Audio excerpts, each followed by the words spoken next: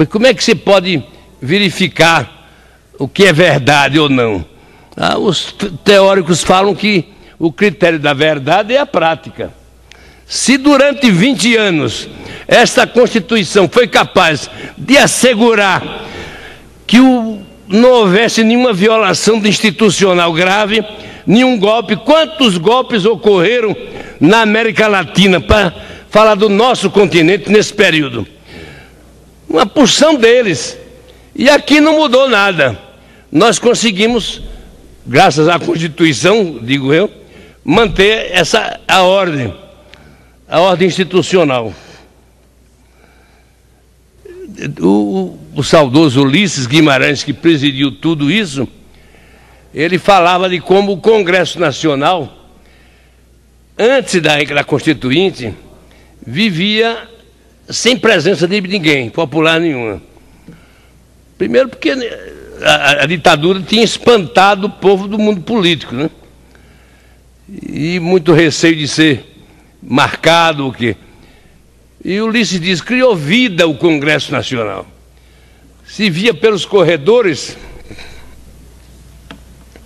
comissões de índio, de camponeses, de mulher, de jovem, de estudante, de servidor público, transando e procurando os interesses nas comissões para influir no texto, cada um levando suas reivindicações.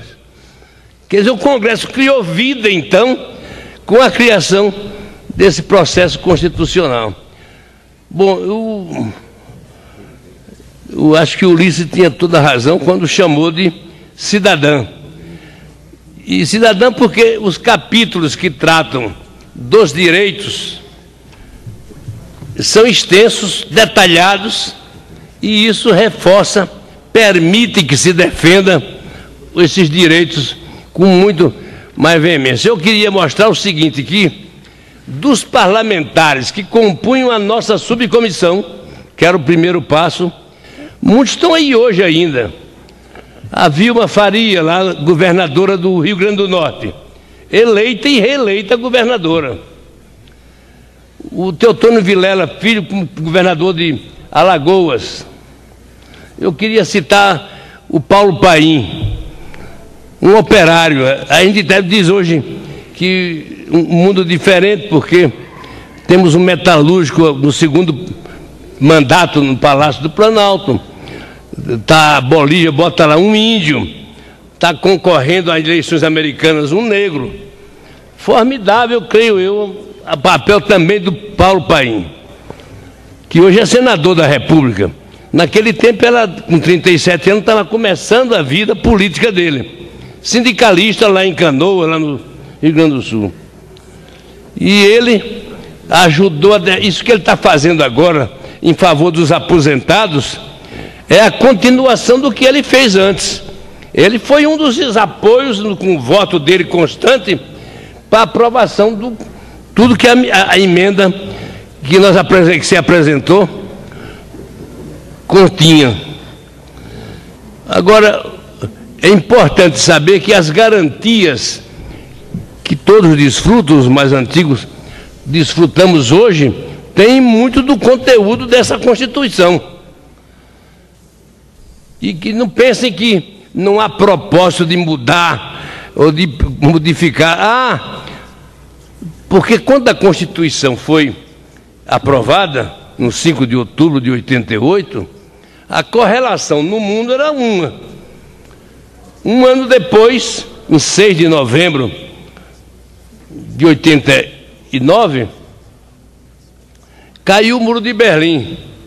Em seguida caíram as repúblicas lá do leste europeu. E em seguida a União Soviética se transformou em outro país, né?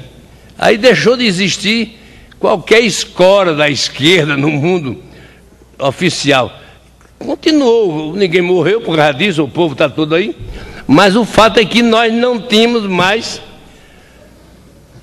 o elemento de apoio. Passou a existir somente um polo. Se havia dois polos no mundo, o capitalista e o socialismo real da União Soviética caiu. Aí ficou só um polo. E isso, naturalmente, que muda a correlação de força, o choque de interesses na sociedade. Com quem se amparar em quem. E foi, sem dúvida, o esforço para manter o que se havia conquistado então. O Antônio esteve aqui hoje em nome do DIAP e falou do consenso de Washington, de 10 pontos, que eles procuraram induzir, meter goela abaixo em todos os países, incluindo na Constituição de cada país. Em alguns talvez eles tenham conseguido. Aqui não funcionou. O pessoal foi firme na segurança, na defesa dessa instituição.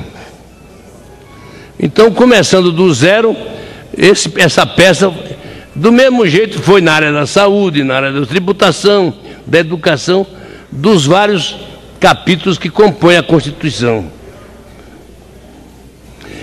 Durante o processo constituinte, quer dizer, funcionava assim: primeiro as subcomissões, depois 3 de cada uma delas formavam uma comissão temática.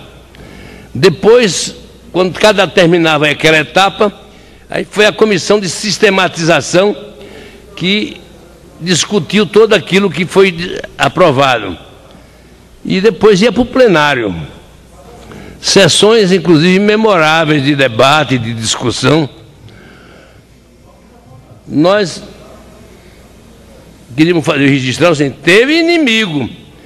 Não sei se alguém ouviu falar no Centrão, era o nome que tomou na época. Uma tentativa de recuperar a iniciativa no processo constitucional. O grupo de direita, mais conservador, tendo à frente um cidadão que já faleceu, Roberto Cardoso Alves, mais diligente, operativo e tal. Eles tentaram formar o Centrão para poder barrar os avanços. E mobilizando os votos, procurando arrebanhar o pessoal para votar contra os direitos. Felizmente, o Centrão foi derrotado. Não conseguiu aprovar nem frear o processo.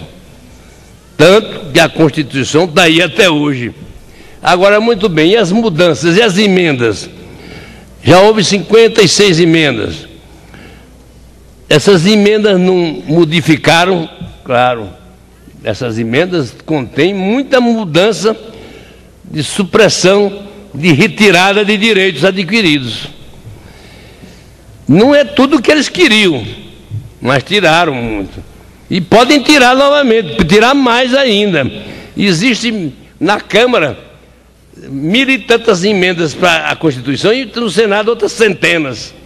E que podem a qualquer hora se arvorar aí e conseguir.